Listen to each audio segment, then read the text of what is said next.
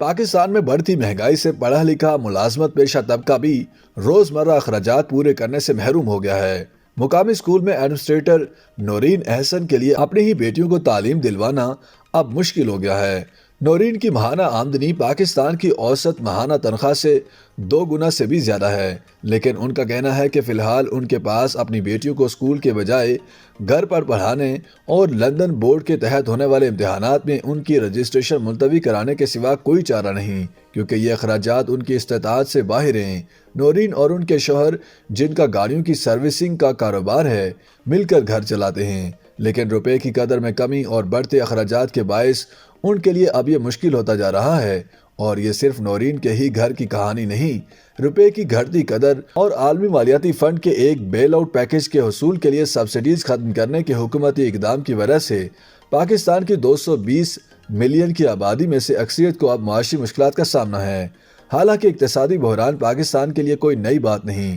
1997 کے بعد سے عالمی مالیاتی فنڈ کا یہ 5واں بیل آؤٹ پیکج ہے، جس کے لیے پاکستان کی حکومت کوشاں ہے، لیکن ماہرین اقتصادیات کا کہنا ہے کہ اس مقصد کے لیے ٹیکسوں اور ایندھن کی قیمتوں میں کیے گئے اضافے اور دیگر اقدامات سے تعلیم یافتہ ملازمت پیشہ طبقہ بری طرح متاثر ہو رہا ہے۔ نورین نے اس حوالے سے بتایا کہ ہم اب باہر کھانا نہیں کھاتے اور اب ہم گوشت یا مچھلی بھی نہیں خریدتے۔ میں نے ٹیشو پیپر اور ڈٹرجنٹ کا استعمال بھی کم کر دیا ہے۔ ہم دوستوں نے ملنا اور تحفے تحائف دینا بھی بند کر دیا ہے۔ البتہ اب ہم کبھی کبھی ایک دوسرے پر چلاتے ہیں۔ پاکستان میں حکومت کی جانب سے مقرر کردہ کم از کم اجرت تقریباً 25,000 روپے ماہانہ ہے، لیکن مہنگائی میں ہوشربا اضافے کے بعد سے اس سے کہیں زیادہ کمانے والے بھی کئی افراد کا کہنا ہے کہ ان کی تنخواہ اب مہینہ ختم ہونے سے پہلے ہی ختم ہو جاتی ہے۔ گزشتہ ماہ فروری میں ہی پاکستان میں مہنگائی کی شرح 31.5% ریکارڈ کی گئی تھی، جو کہ ملک میں 50 سال کے عرصے میں مہنگائی کی بلند ترین سطح تھی۔ پاکستان میں پیش کی تنخواہ لینے کی سہولت فراہم کرنے والی فن ٹیک کمپنی کے مطابق پچھلے 3 مہینے سے اس سے لی جانے والی پیش کی تنخواہوں میں ہر ماہ بتدریج اضافہ ہو رہا ہے۔ اس کمپنی کے chief executive officer Umair Ansari کہتے ہیں کہ پیش کی تنخواہ لینے والے افراد میں سے اکثر اس کا 2/3 حصہ گھر کا سودا سلف خرید کر اس کو ذخیرہ کرنے پر خرچ کرتے ہیں، یہ سوچ کر کہ ان اشیاء کی قیمتوں میں نہ جانے کب مزید اضافہ ہو جائے۔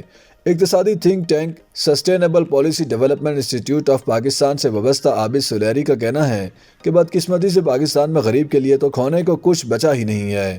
بہت ممکن ہے کہ رمضان میں پاکستانیوں کی اقتصادی مشکلات میں اضافہ ہی ہوگا۔ اقتصادی ماہرین مارچ اور اپریل میں مہنگائی کی شرح کو کم از کم 35% تک بڑھتا ہوا دیکھ رہے ہیں، اور اس وجہ سے بیشتر پاکستانی رمضان میں، جو پاکستان میں بہت احترام سے منایا جاتا ہے، اپنی ضروریات اور اخراجات محدود کرنے پر مجبور ہو جائیں گے۔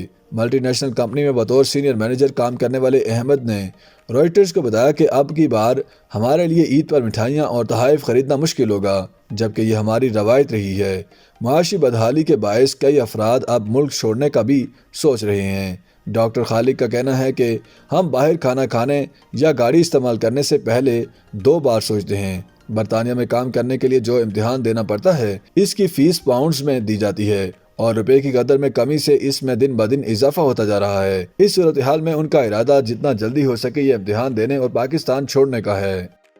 YouTube پر گوگلی نیوز دیکھنے کے لیے youtube.com کی سرچ بار میں googly news T V type کریں۔ گوگلی نیوز کے پیج پر سرخ رنگ کے سبسکرپشن والے بٹن پر کلک کرنا نہ بھولیے۔ YouTube پیج پر اپلوڈ ہونے والی ویڈیوز سے باخبر رہنے کے لیے بیل آئیکن پر کلک کیجیے۔ آپ کو ہر نئی ویڈیو کے بارے میں نوٹیفیکیشن موصول ہو جائے گا۔